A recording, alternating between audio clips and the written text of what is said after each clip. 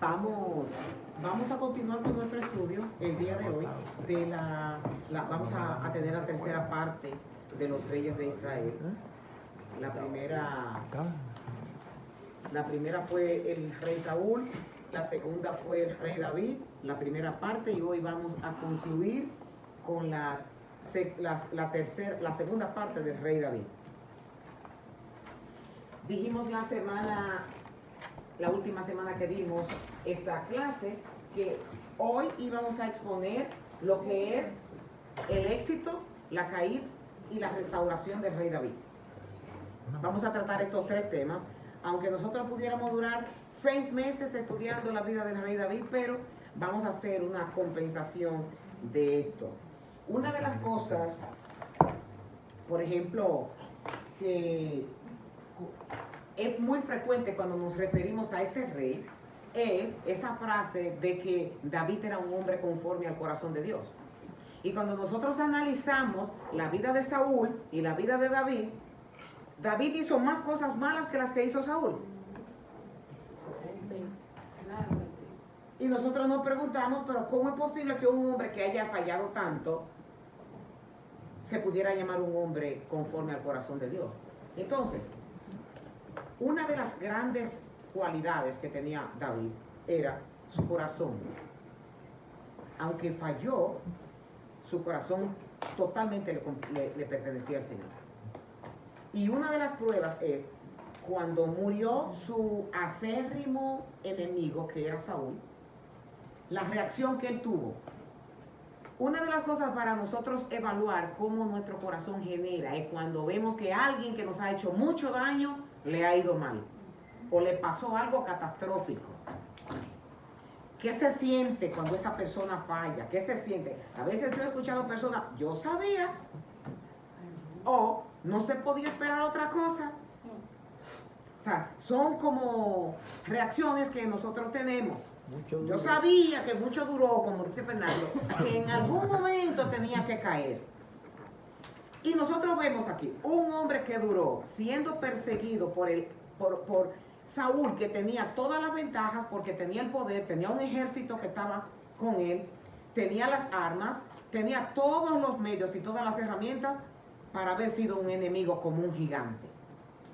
Para David, Goliat no fue tan grande como lo fue Saúl, porque casi todos los salmos que nosotros encontramos en donde él está desgarrando su alma en frente de Dios, lo hizo en esa persecución que tenía Saúl con él. Sin embargo, cuando Saúl murió, o que se asesinó, como ya nosotros estuvimos hablando en la clase que le correspondió a él, escuchen la expresión de este hombre cuando su mayor enemigo muere. Él dice que David se lamentó por la muerte de Saúl. Y escucha cómo dice este salmo, que es como un salmo. Dice: oh mujeres de Israel, lloren por Saúl, porque él las ha visto con lujosas, él las vistió con lujosas ropas escarlatas, con prendas adornadas de oro. Oh, cómo han caído los héroes poderosos en batalla. Jonatán yace muerto en las colinas.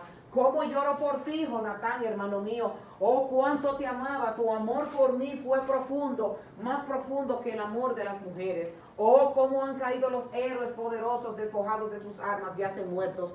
Y si nosotros seguimos leyendo, vemos un tremendo duelo de David por Saúl y por Jonatán. Aquí podemos nosotros más o menos darnos cuenta del corazón de este hombre. Yo siempre digo, que lo tengo hasta en mi celular, un poeta que él dice que para tú conocer quién es un hombre internamente, déjalo que hable. Para tú conocer el corazón de una persona, deja que esa persona hable, porque por la boca sale lo que está en el corazón de ese hombre. Y nosotros estamos viendo a este hombre cómo se expresa llorando por su enemigo acérrimo. Entonces ahí podemos comenzar a tener más o menos una idea de qué tipo de sentimientos era el que brotaba de David. Traté de elegir algunos de los personajes que no son muy famosos en la vida de David, pero que tuvieron mucha importancia. Y él mismo lo menciona varias veces. Por ejemplo, ese nombre de Sarbia, varias veces él lo nombra en medio de sus guerras. ¿Quién era Sarbia?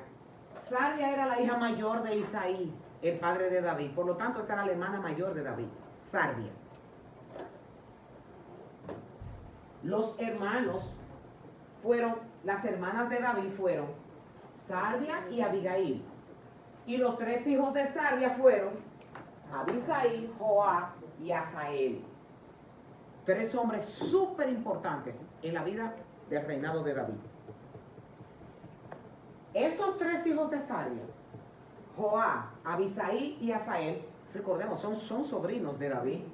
Y Asael, dice segunda de Samuel en el capítulo 12, en el verso 18, solamente Asael era tan ligero que los pies de él eran como las de las gaceras en el campo. Un hombre sumamente ágil. Esos fueron hombres que nacieron para la batalla. Y hay una historia justamente de Asael, que él peleaba con las 2 manos. Él manejaba las espadas con las 2 manos y podía, como si fuera dirigiendo una sinfónica, matar cientos y cientos de hombres con las 2 manos. O sea, hombres que estaban adiestrados para la batalla. Absalón nombró a Amasa jefe del ejército en lugar de Joab. En la vida de Saúl eran todos hermanos y primos hermanos. Cuando nosotros escuchamos un nombre de una persona, escuchamos el nombre de la otra, o era una hermana, o era un tío, o era un primo, o era un sobrino, o un familiar cercano. Al grado de que Absalón sustituyó a Joab, que era el comandante del ejército de Saúl, por este que se llamaba Amasa, que era hijo de un hombre que se llamaba Itra, israelita, el cual también era primo hermano de este. Y cuando nosotros más adelante, no vamos a entrar en la historia de Absalón, porque eso nos cogería mucho tiempo, vemos que también es un primo hermano de Absalón que le dice que tenga relaciones sexuales con su hermana que se llamaba Tamar. Pero bien, aquí estamos viendo que Abigail, hija de Naas, hermana de Sarbia, madre de Joab, que eran todos familia. Entonces, en el reinado de David brillaron muchos hombres. La verdad es que la historia es tan maravillosa que yo no quise dejarla aparte, sino que la quise unir junto con la historia de David porque entran dentro de la historia. Pero hubieron hombres fieles a David que le llaman de los guerreros. Yo no los voy a mencionar todos, pero sí quiero hablar de estos 3 específicos. Esta expresión aparece varias veces en el libro de Crónicas y en el libro de Reyes, cuando se trata de la vida del rey David. ¿Qué tengo yo que ver contigo, hijo de Sarbia? Cuando ustedes leen Primera de Samuel, o leen Segunda de Samuel, o leen Primera de Crónicas, se van a encontrar con que David varias veces expresa esto.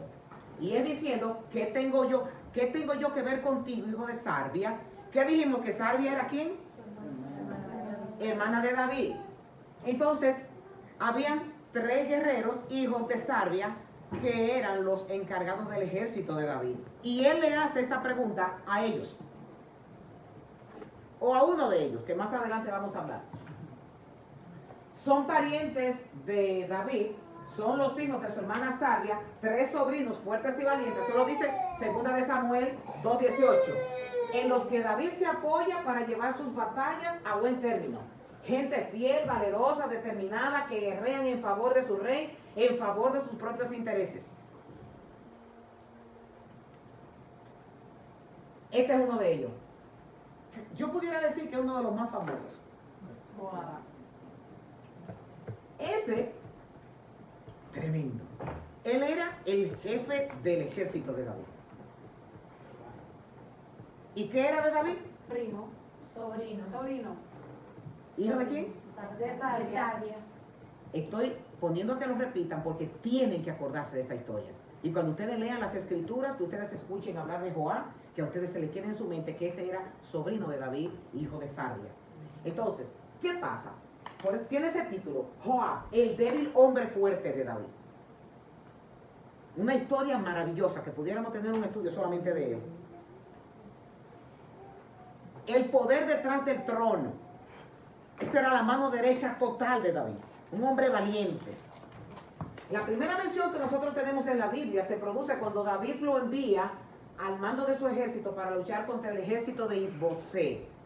Isbosé era hijo de Saúl y fue el que tomó el reino cuando Saúl murió.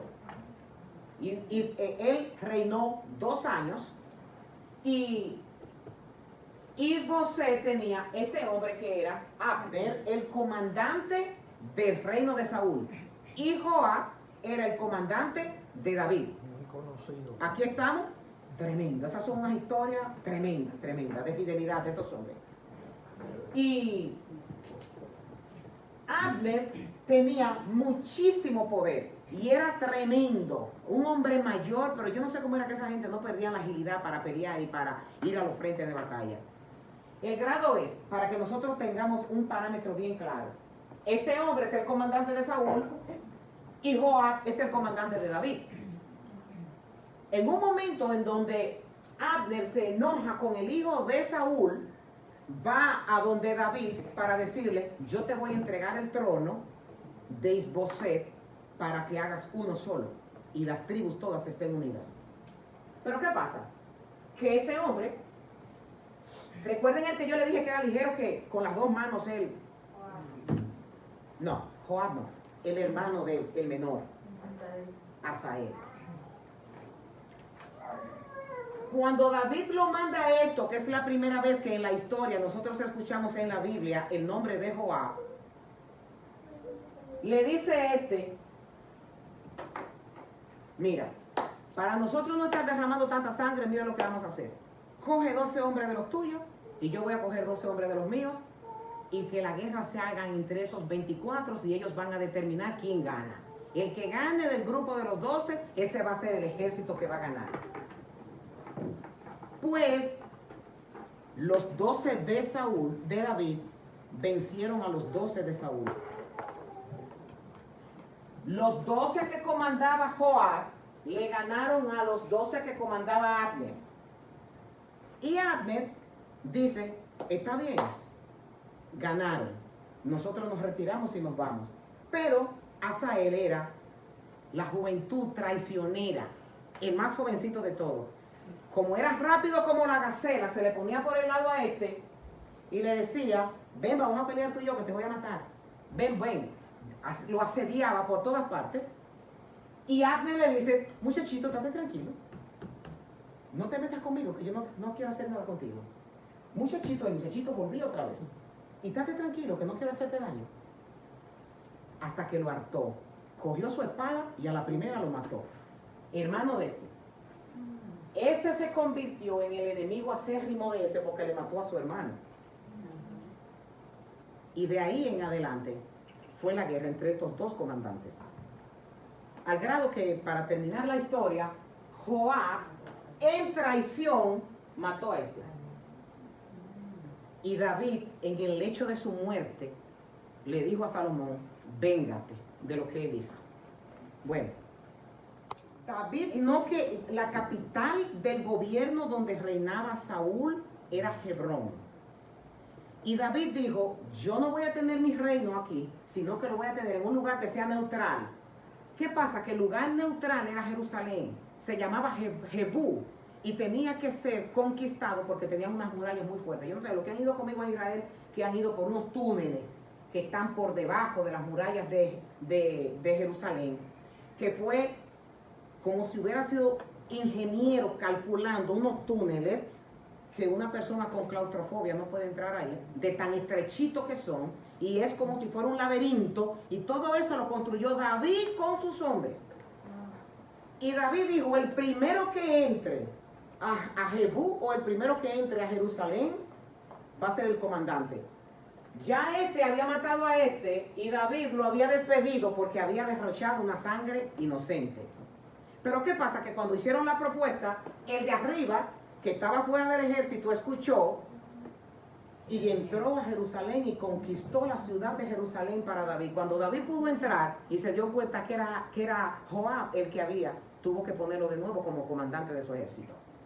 Entonces, este hombre valiente fue el que conquistó la ciudad de Jerusalén para que fuera la capital de todo el reino de Israel. Este hombre fue el que se atrevió a amonestar a David cuando David quiso hacer un censo para ver cuántos militantes tenía él en su ejército. Él fue el que le dijo que si no era suficiente con que Dios hubiera provisto para él todo lo que se necesitaba y que no tentara a Dios haciendo esto, pero como quiera David lo quiso hacer, y ya sabemos que después de esto vino una plaga y etcétera, etcétera. Hubo un hombre cuando Absalón se sublevó en contra de David, que cuando David iba con todo su séquito y con sus hombres, este hombre que se llama Simeí de la tribu de Benjamín comenzó a tirarle piedra a David, a decirle: perro muerto, qué bueno que te... Literalmente la Biblia dice así: perro muerto, qué bueno que te pasa esto, porque tú mataste mucha gente de la tribu de Benjamín, qué bueno porque tú le robaste a Saúl su trono, qué bueno que tu hijo te ha hecho esto. Y él sacó una espada para matarlo. Voy a matar a este perro muerto. Y le dice a David: ¿qué quieres tú conmigo, hijo de Sarvia? Vuelve y le dice: ¿acaso no sabes que si él me está ofendiendo de esa forma es porque el Dios Todopoderoso se lo está permitiendo? Entonces, ese fue el que se levantó para matar a Simeí. Que más adelante Simeí también tiene su historia. Lo vamos a contar cuando nos toque hablar de Salomón. Aquí nosotros vemos que fue él quien recibió las instrucciones directas de David para hacer que Urías Eteo muriera en el frente de batalla para limpiar el honor del rey.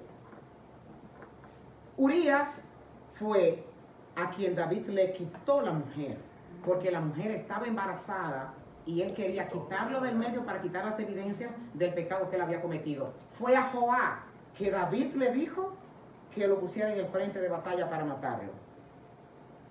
Y ante esta orden, Joab no tuvo ningún escrúpulo en sacrificar no solo a Urías, sino varios de sus hombres para obtener la orden. Ese era un hombre pro David. De esos hombres, es contigo que estoy hasta el día de mi muerte. Entonces, aquí nosotros vemos, estamos en el éxito de David. Que a David lo hicieron rey.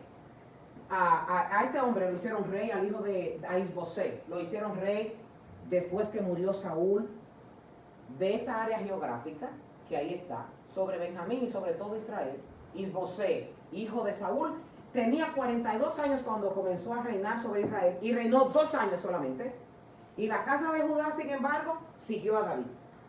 En las últimas clases nosotros dijimos, cuando Saúl murió, quien estuvo en el trono fue su hijo Isboset, que Abner lo puso en el reino. Pero David estaba reinando en Judá. Habían 2 reinos, la casa de David y la casa de Saúl. Entonces, ese reinado del hijo de Saúl duró 2 años, y David dice que en el tiempo que David reinó en Hebrón sobre la casa de Judá fue 7 años y 6 meses. No estaba gobernando todo el reino, sino solo la parte de Judá. Aquí le traje un mapa para que nosotros podamos tener más o menos una idea de cuál era el territorio que David inicialmente reinó por 7 años, que fue aquí. Donde está Jerusalén, está Belén, que era de donde él era. Hebrón era donde estaba la capital, porque miren, Saúl y David eran de 2 tribus que eran vecinas. La tribu de Benjamín y la tribu de Judá. Entonces, de este lado, en este pequeñito lugar, era que David gobernaba los 7 años y medio. Toda esta parte la gobernaba entonces Saúl. Y más adelante nosotros vamos a ver que el reino se dividió.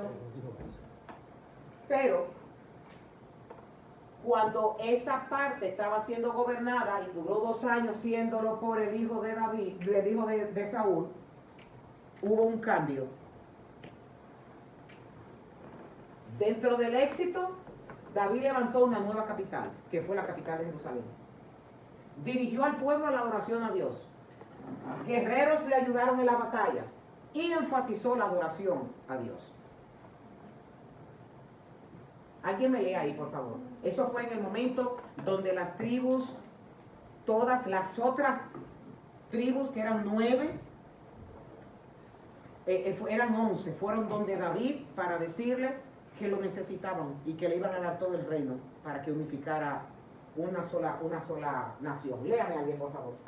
Todas las tribus de Israel fueron a Hebrón para hablar con David. Le dijeron, nosotros somos de la misma sangre. Ya desde antes, cuando Saúl era nuestro rey, usted dirigía a Israel en sus campañas. Además, el Señor le dijo a usted, tú pastorearás a mi pueblo Israel y lo gobernarás. Así pues, todos los jefes de Israel fueron a Hebrón para hablar con el rey David. Un momentito. Yo quiero ver si ustedes están claros con el mapa que nosotros pusimos. Por ejemplo, las tribus todas tenían un perímetro de tierra que era donde ellos se le había asignado para vivir. Pero todo se llamaba Israel, todo. Porque eran las 12 tribus de Israel. Cuando esto sucedió, David era rey solo de Judá, que era una de las tribus. Las otras tribus se quedaron bajo el reinado de Isboset, porque eso trae mucha confusión en la historia. Y por eso, si hay alguien que no lo entiende, me lo pregunta. Trae mucha confusión cuando se habla de Israel y se habla de Judá. Son cosas distintas. Cuando se habla de Israel, se habla de las 12 tribus. O en la Biblia especifica Israel a lo que más adelante vamos a aprender, que es el reino del norte. Y Judá y Benjamín son las tribus del sur. Eso es por la ubicación geográfica en las que estaban las tribus. Actualmente, Jerusalén está en el sur, que es donde está próximo a Gaza, pero lo que es Nazaret, Caná de Galilea, Capernaum, donde está el lago Tiberíades, todo eso pertenece a la parte norte de Israel, que es la parte menos atacada ahora tienen a los sirios ahora con el asunto de Hezbollah, que son los que le están tirando misiles. Pero yo quiero que nosotros estemos claros, porque hay mucha gente confundida con esto. El mapa completo dice Israel, pero en este tiempo que nosotros estamos leyendo, David era rey solo de una tribu, que era de la tribu de Judá. Las otras 11 tribus estaban siendo gobernadas por el hijo de Saúl, que se llamaba Isboset. Y cuando leemos en la Biblia la palabra Israel, se está refiriendo a las tribus del norte. Y cuando se habla de Judá, más adelante, yo le estoy diciendo esto, pero más adelante yo se lo voy a aclarar más, porque como estamos estudiando los reyes de Israel, vamos a estar viendo que después de Salomón se divide el reino. Y vamos a tener dos reinos, reino del sur y reino del norte. Y en el reino del sur es que está Judá, de donde salió el nombre de judíos. Por ejemplo, cuando el pueblo fue llevado a Babilonia por Nabucodonosor, no existía el reino del norte, porque los asirios habían conquistado toda esa área. Lo único que quedaba era la parte de Jerusalén y Benjamín, porque estaban pegaditos. Esas dos tribus eran las que estaban allá abajo, en el sur. Cuando Nabucodonosor viene y conquista, se los lleva al cautiverio, y en el libro de Esther es la primera vez que aparece el nombre de judío. Primera vez. Y ese nombre no se lo pusieron ellos. Ese nombre se lo pusieron los persas a el pueblo de Israel. Perdónenme, a la tribu de Judá.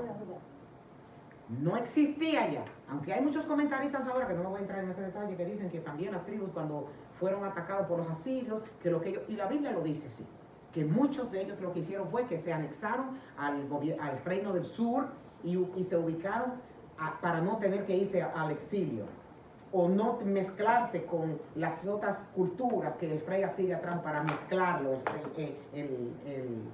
el área de lo que era Israel, Israel, las 11 de los 10 de ahí los samaritanos. Exacto, de donde salieron los samaritanos. Pero hubieron muchos que se fueron para el reino del sur, para proteger su identidad y para no tener que emigrar ni estar mezclados tampoco. Entonces, el nombre de judío no existe en la Biblia, sino hasta después del exilio que se le nombró por los persas en el tiempo del cautiverio. Puede seguir leyendo. Esto es mucha historia, yo sé que no se le va a quedar todo en su mente, pero poco a poco la repetición ustedes van a ir inhalando. Allí el rey hizo un pacto con ellos en presencia del Señor. Después de eso ungieron a David para que fuera rey sobre Israel. David tenía 30 años cuando comenzó a reinar y reinó 40 años. Durante 7 años y 6 meses fue rey de Judá en Hebrón. Luego reinó en Jerusalén sobre todo Israel y Judá durante 33 años. ¿Alguien me explique esto de aquí abajo para ver si entendieron? Él reinó solamente los 7 años, la parte del sur en Judá, mientras que el otro rey reinaba las otras tribus. Ok, pero aquí cuando se está hablando ya en síntesis del gobierno de David, ¿qué lo dice? Ahí dice, Que después entonces él reinó sobre todo Israel. ok, entonces, ¿se está seguro que reinó entonces 7 años en uno y los otros? Sí. Ok, para que eso esté claro, David no fue rey siempre en Israel completo. Él duró 7 años y medio siendo rey solo de Judá. Después fue que los ancianos aquí le fueron a decir, mira, tú peleaste toda la batalla cuando tú estabas con Saúl, nosotros necesitamos unificarnos. Después de 7 años y medio fue que los ancianos fueron donde ellos y David reinó 40 años. De los salmos, ¿qué podemos decir? Por ejemplo, en la versión griega se dice que David escribió 82 salmos. Y al leer los salmos nosotros podemos conocer mejor el corazón de David y las razones por las que era diferente. Sus anhelos no pertenecían a este mundo. Era algo extraordinario. No sé con quién era que yo hablaba en estos días. Y yo decía que cuando él conquistaba en las guerras, él tenía un banco. Y ese banco era para el botín que él se ganaba, llevarlo ahí para cuando se construyera el templo, pudieran tener los recursos económicos con que lo hicieron. Un hombre que pensaba más en Dios que en él. Y la Biblia dice una y otra vez que David cuando llegaba de la guerra cogía su botín y lo guardaba en un almacén para que eso estuviera preparado. Entonces, por ejemplo, cuando nosotros vemos que él dice que él quiere hacerle un templo a Dios y va el profeta y le dice, Dios recibió con agrado esa petición tuya, pero no te va a dar el privilegio a ti de que lo hagas, sino que se lo va a dar a tu hijo, el que te va a heredar, porque tus manos están llenas de sangre y tú no puedes, con las manos manchadas de sangre, construir un templo para Dios. ¿Qué uno de ustedes hubiera dicho si Dios le dice eso? Claro, pero yo no te voy a dar mi cuarto entonces. Exactamente. ¿Saben cuál es la respuesta que dice él en la Biblia? Bendito sea el Dios de Israel, que me va a dar el privilegio de que uno de mis generaciones hagan algo tan grandioso como hacer su templo. No quiso adjudicarse su gloria. No importa pero que se quedó en mi generación de que eso lo va a hacer, porque la visión de David era el futuro, era lo eterno, eran las cosas espirituales.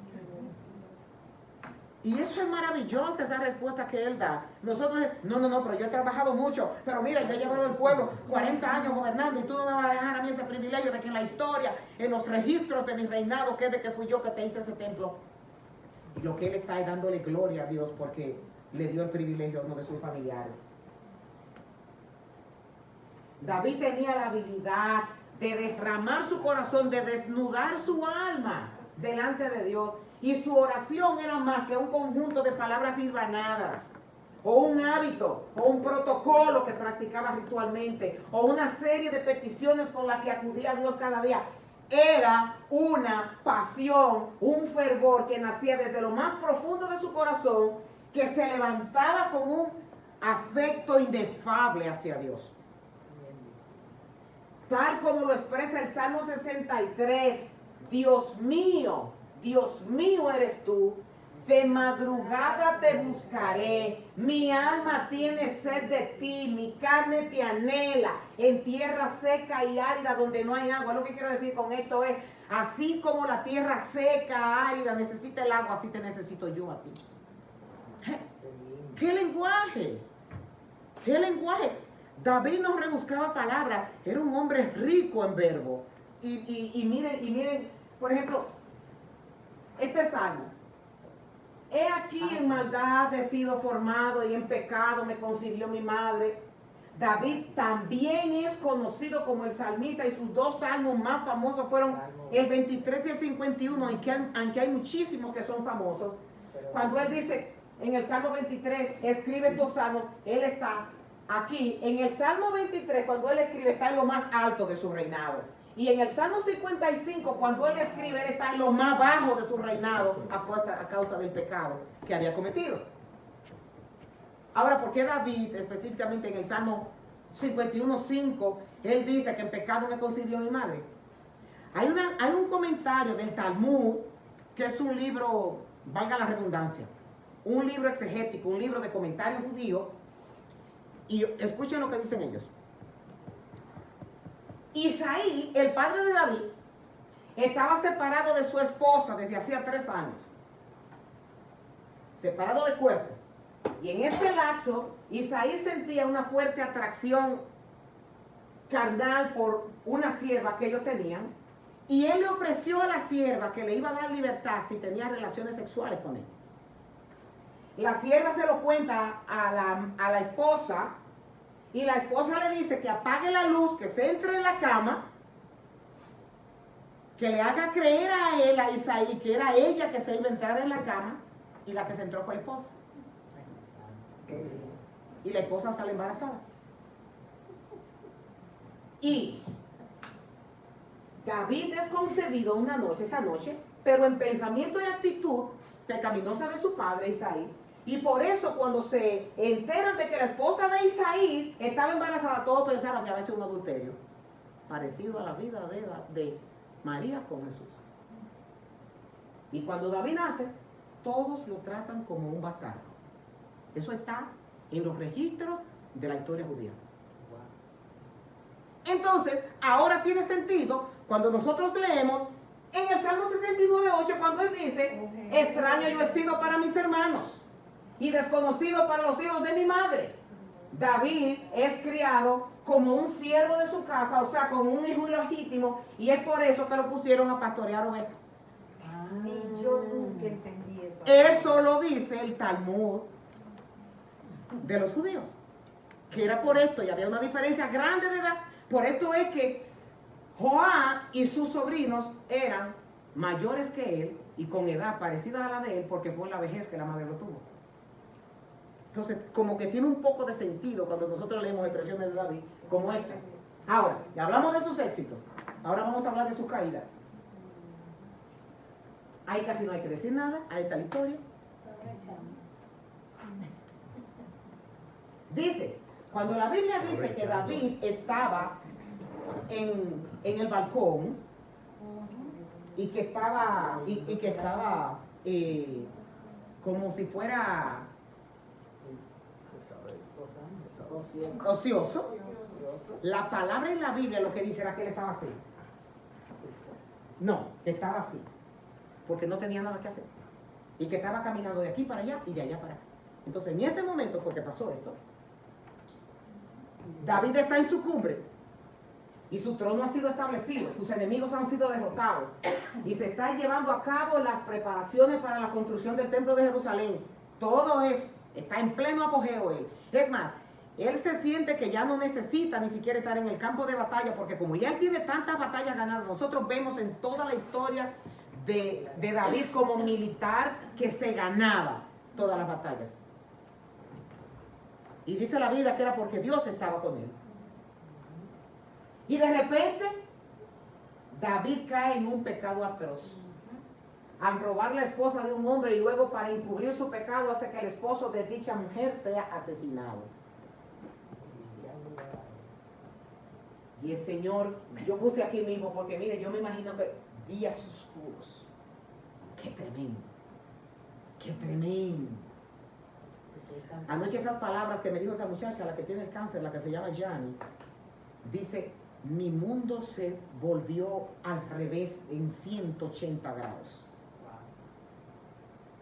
¿Cómo puede el mundo de nosotros a plena luz convertirse todo en tinieblas.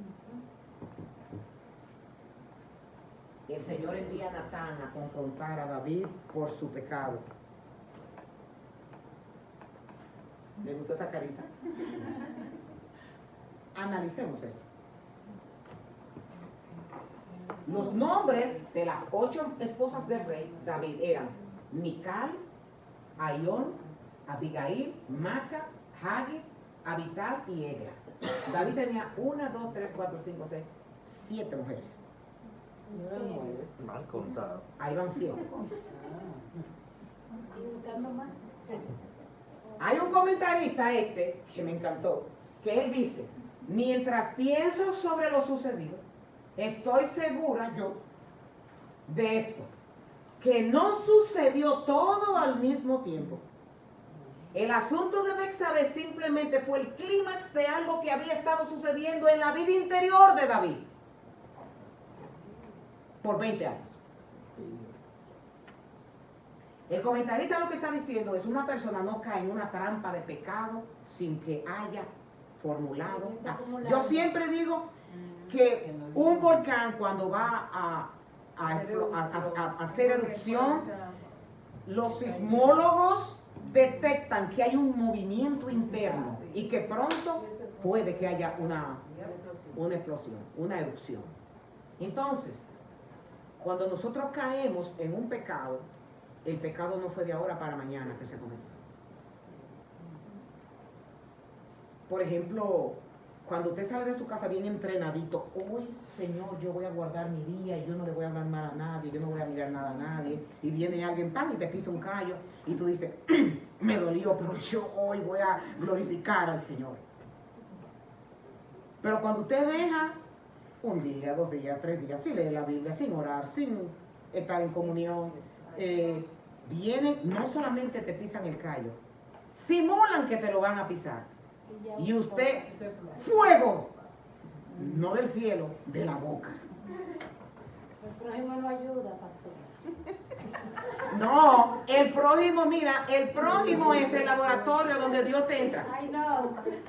Entonces, echar la culpa al prójimo. No, yo sé que no. Echémonos la culpa nosotros porque no estuvimos orando y velando para vencer la tentación cuando llegó.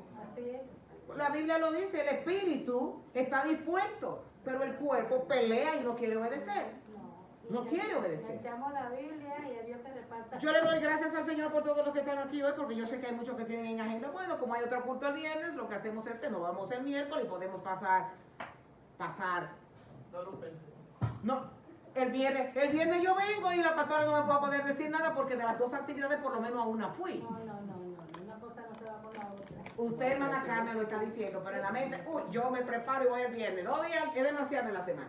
Recuerde que una de las peticiones del embarazo de Oliver también se pidió en la vigilia y el Señor la concedió.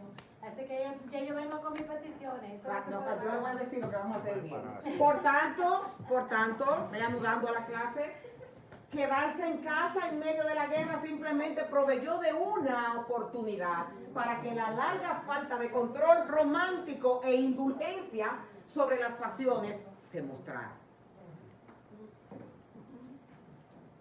Usted sabe que usted es débil en una área, alimente espiritualmente esa área, porque si no la alimenta, esa va a ser su cáscara de guineo.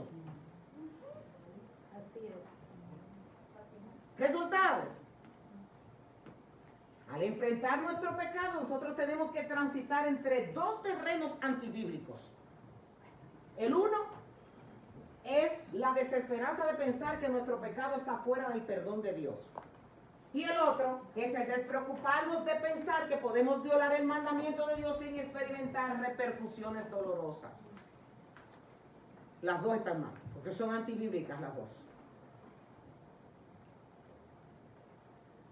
Restauración. La sublime gracia de Dios está siempre con aquellos que se arrepienten. Cuando David fue confrontado por el profeta Natán, él claramente dijo: he pecado contra el Señor. He pecado contra Dios. Sin embargo, nosotros estamos en una posición de justificación siempre.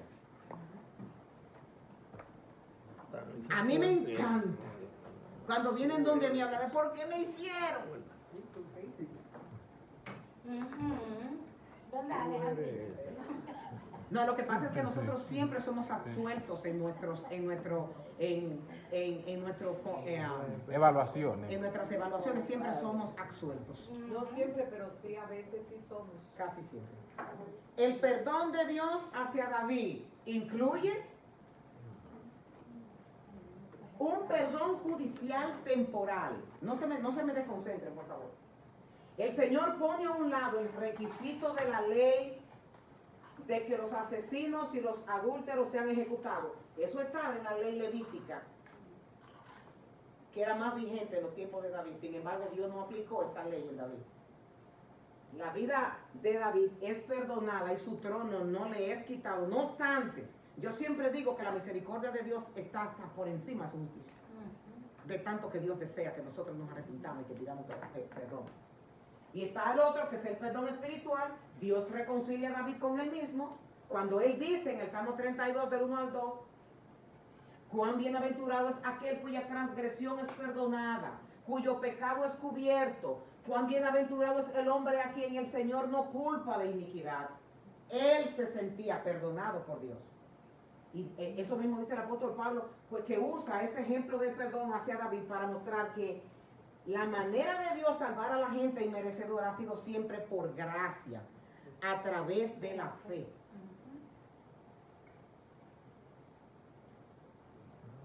El pecado perdonado aún tiene consecuencias. Yo siempre comparo a una persona que mata a alguien y esa persona va a un juez y le cantan tantos años de una sentencia de 10 años de prisión, 20 años de prisión. Y esa persona está en la prisión y en la prisión conoce a Cristo y se convierte ante pastor ahí adentro. ¿Lo van a sacar de la prisión por eso? No.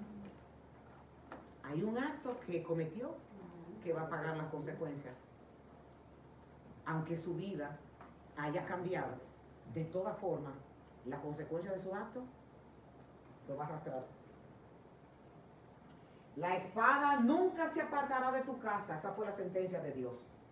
Y Dios instruye la paz y la estabilidad para que David destruye la paz y la estabilidad que David había dedicado toda su vida a construir, ya que su reino es destrozado por 2 guerras civiles.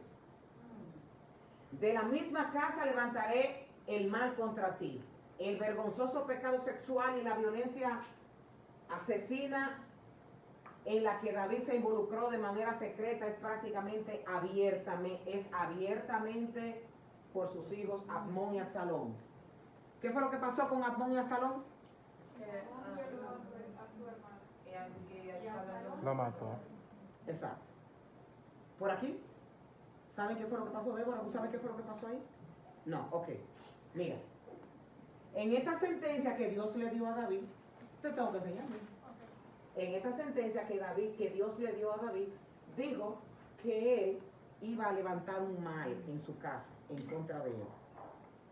David cometió un pecado sexual y ese pecado sexual él lo vio en su casa de nuevo, pero con sus hijos. ¿De qué manera? Un hermano, un hijo de él, violó a una hermana de él, a una hija de David. Y el hermano de la hermana que fue violado mató al hermano que violó a la hermana. ¿Entendiste o lo digo de nuevo? ¿Entendieron por aquí o lo digo de nuevo? Sí, y también para aportar, hubo una traición igual como él hizo con Urías. Exactamente. El hijo también traicionó al otro, lo engañó. ¿Cómo? Que si le explica por qué fue que pasó eso, porque a causa de ese pecado que él hizo con Urías, que mató premeditadamente, entonces mira cómo todo ese libro volvió en su casa y se le revirtió la misma situación. Y peor. Aunque él se arrepintió, yo le decía a Ros que en mi historia cristiana siempre me acuerdo de esa historia y muchas de las veces que quizás he querido hacer algo, me acuerdo de esa historia y digo, mira cómo fue David, un hombre conforme al corazón de Dios, y el Señor le dio la espada no No se se va a apartará de tu apartar de casa. tu casa. Así Entonces, es. ahí donde entra lo que dice, hay de aquel que sabe hacer lo bueno y no lo hace. Si tú no lo haces, espera lo tuyo. Sí, así es, así es. Entonces, la segunda es que en esa relación que David tuvo con esa mujer, con Betsabé, nació un niño. Y Dios dijo que el niño iba a morir y no le dio vida.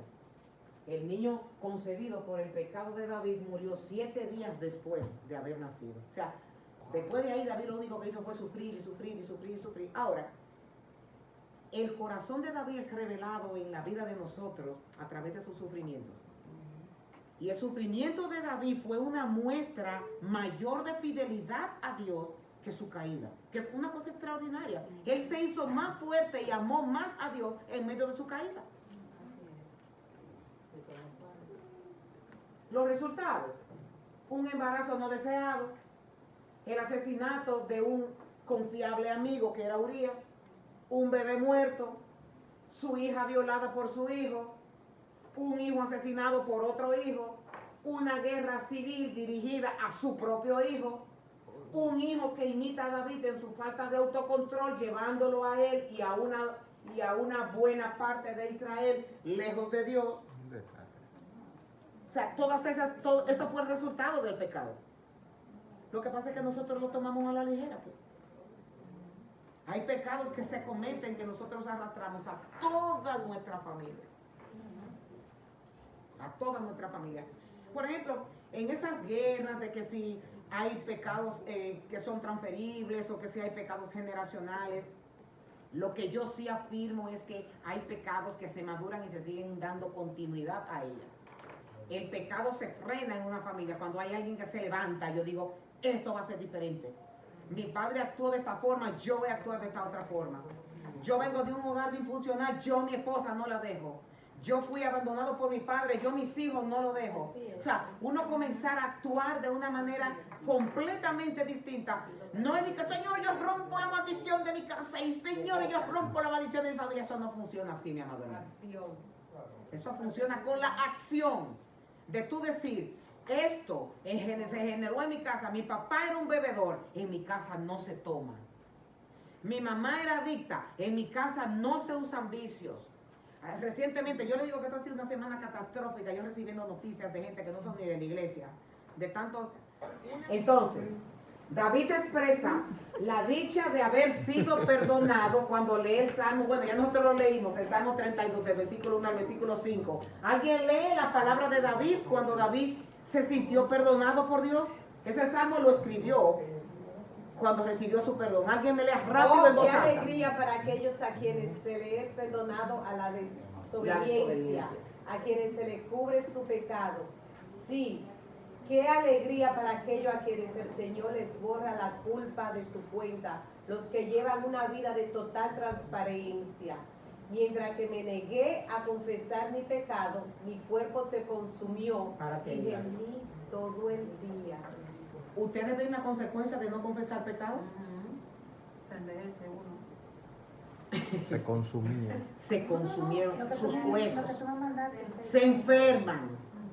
Eso es tremendo. Dice, mientras yo me callé, mientras yo me negué a confesar lo que yo había hecho, porque pasaron 2 años.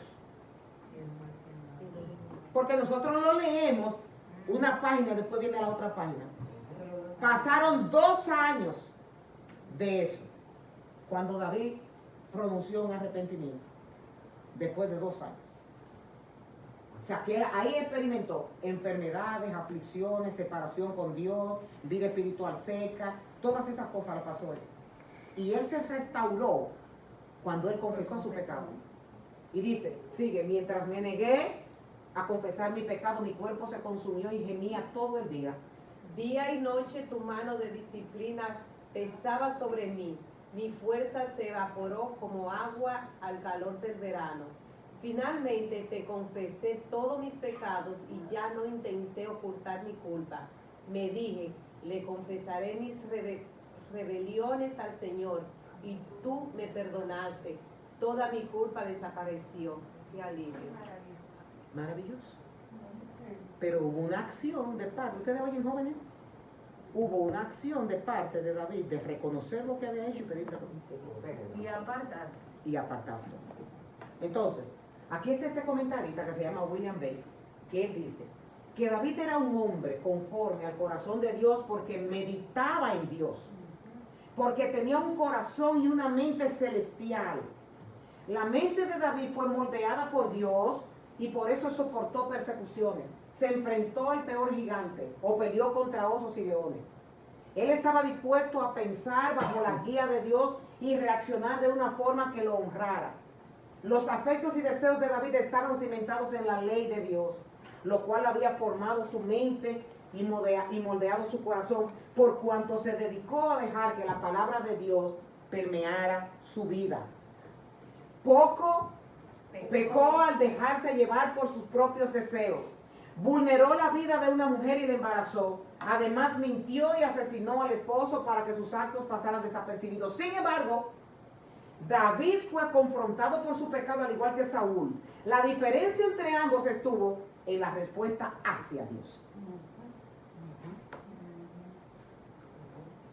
En el caso de David, el Salmo 51 revela las palabras de un corazón arrepentido y quebrantado. Y cuando él entendió su pecado, no soportó concebir la idea de perder su relación con su pastor. Porque es que aquí, ¿sí, Fernando? Digo yo que vemos que David tardó 2 años y pasó por todo ese proceso.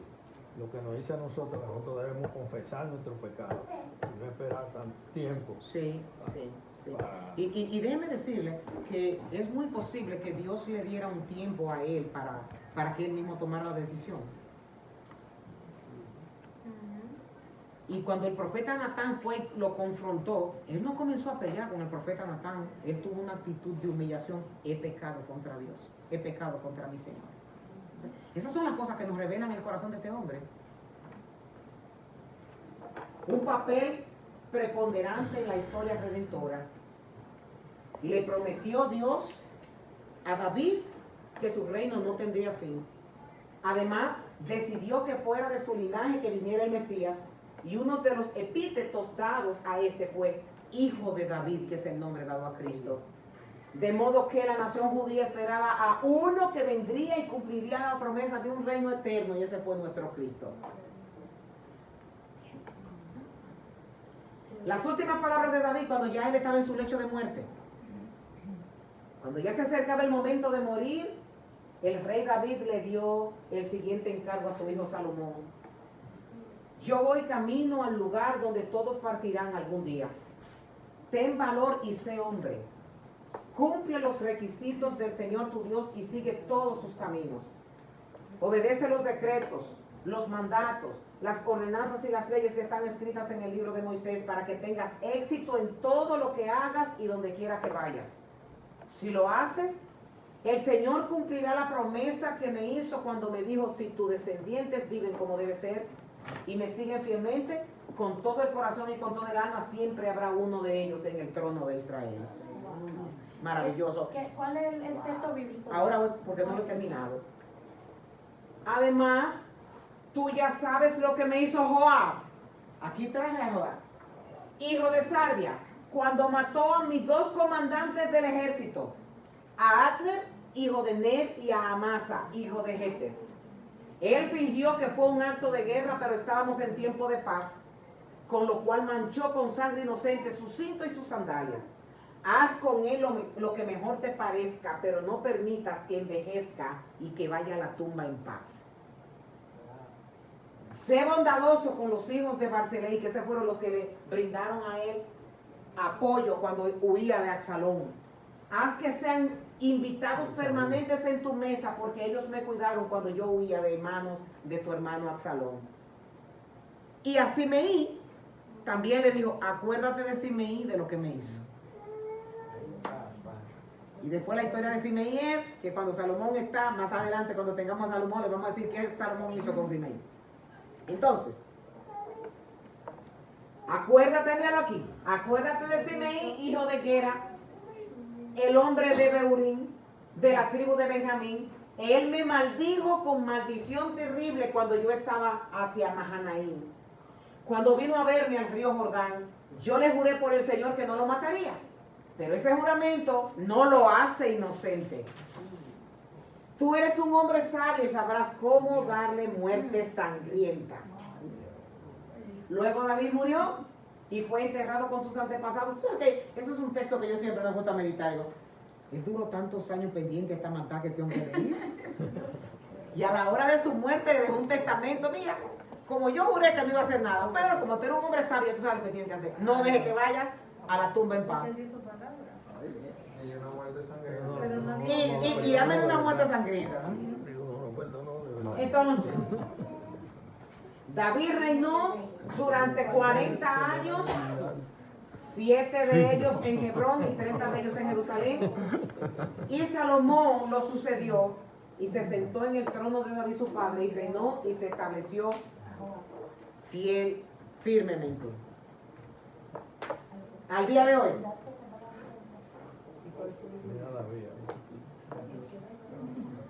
La terraza del rey David sigue abierta al público.